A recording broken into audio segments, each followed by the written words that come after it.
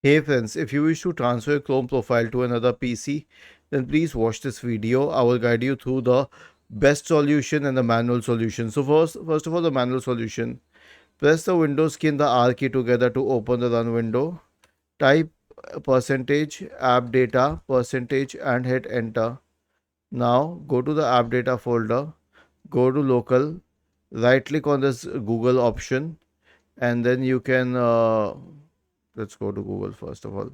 Right click on Chrome and copy it and then paste it somewhere else, and then just transfer it to another system through an online drive or through a pen drive or something.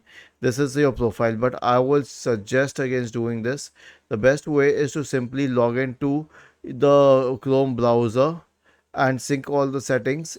Okay, and once you signed into the other, just click on this option, turn on sync.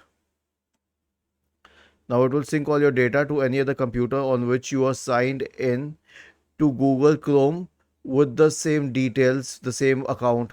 Was this helpful? If yes, then please subscribe to the channel. If not, then let us know in the comment section of the video on how we could help you further.